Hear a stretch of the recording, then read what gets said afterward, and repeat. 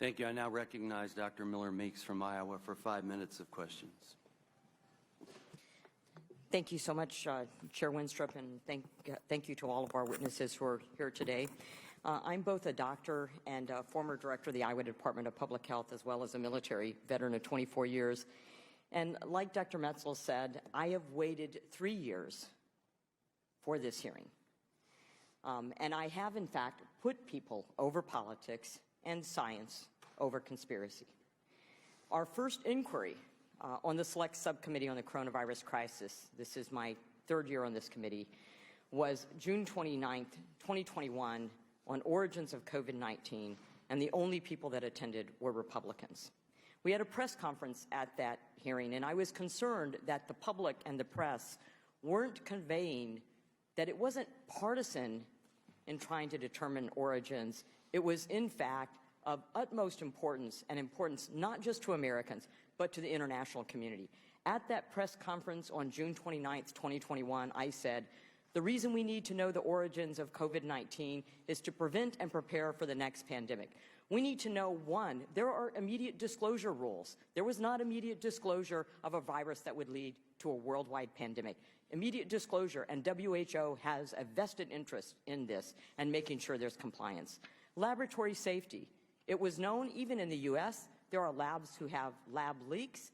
Laboratory safety, biosafety lab 4 work being done in a biosafety lab 2. It was known that this was occurring at the Wuhan Institute of Virology, so lab safety. And thirdly, and I think that Dr. Redfield has mentioned this, all of you have mentioned this, and that is the ethics of gain-of-function research or types of research. Often we as scientists get ahead of the ethics, but the ethics of types of research, and again, the international community has a vested interest in discussing and debating these topics. And I've published in journals before, peer-reviewed journals. I know how the editing and the peer review process works. And I also know very intimately of the disclosure requirements and conflicts of interest, including financial. So over the weekend, we released new emails and documents that suggested that Dr. Fauci prompted the drafting of a publication, ultimately called Proximal Origins, that would disprove the lab leak theory. The authors of this paper skewed available evidence to achieve that goal. And Dr. Jeremy Farrar, now chief scientist for the World Health Organization, went uncredited despite significant involvement. So are you all aware of these documents? You can just nod affirmatively. All of the witnesses except one have nodded yes. You know, many of you have been in journalism and in science writing for a long time. And so, Dr. Metzl, can you explain the process briefly, because I have little time, of drafting, editing, and reviewing a publication in a science magazine? Well, Mr. Wade is probably better at this than me because he was an editor of 2 science magazines, but what I will say is different people contribute, and it's normal practice to list the names of the people who have participated. And then, Mr. Wade, given that acknowledgement, do you think it's important that there's proper crediting and acknowledging of authors? I think the question of who is or is not an author of a paper is somewhat loose. So many people interpret it different ways. There are things called honorary authorships, where you talk to someone in an elevator and say, oh, I'll add you to my paper. It's not there are no hard and fast rules for who should be author of a paper. But if an individual is the genesis of that paper, do you think they should be acknowledged? Well, if they make some important intellectual contribution to it, they should. I don't know that Farrar did or was in a position to. All we know is that he suggested a minor editing change to the paper. Well, and Dr. Arwater, you mentioned that we know the intermediate host for SARS. How long did it take for us to find the intermediate host for SARS? It did take a few years. It was not immediate. And MERS? MERS also took some time. Okay. And are any of you aware of a furin cleavage site occurring naturally?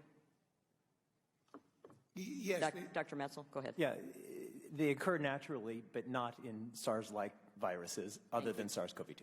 So in other viruses, but not in SARS and SARS-CoV-2, very similar to SARS. Correct. In no SARS-like viruses, and it showed up for the first time in a SARS-like virus in the SARS-CoV-2 virus, which it seemed to appear out of nowhere. The endonuclease fingerprint, how common does that occur?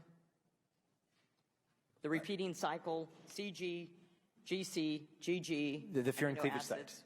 Yeah. Yeah. That's So right. my point in that is that there is, as you said, Dr. Betzel, extraordinary circumstantial evidence that this came from a lab. I don't know why the authors didn't want to state this. They did not want to have the scientific conversation and dialogue, why they wanted to obfuscate and suppress the truth, or even have a debate about the origins of COVID-19. Was it for personal financial gain? Was it to hide U.S. financial interest into the Wuhan Institute of Virology indirectly? Was it to suppress the revelation that there was perhaps gain-of-function research that had been prohibited in the United States? Or were they concerned that a conspiracy would develop that it was bioterrorism? And I would state that their suppression and obfuscation has led to the exact mistrust and distrust and conspiracy theories that they may have tried to avoid. Thank you so much. I'm so delighted to have this hearing, and I think we will be able to get to the bottom of this, have an open dialogue. What they did is not science.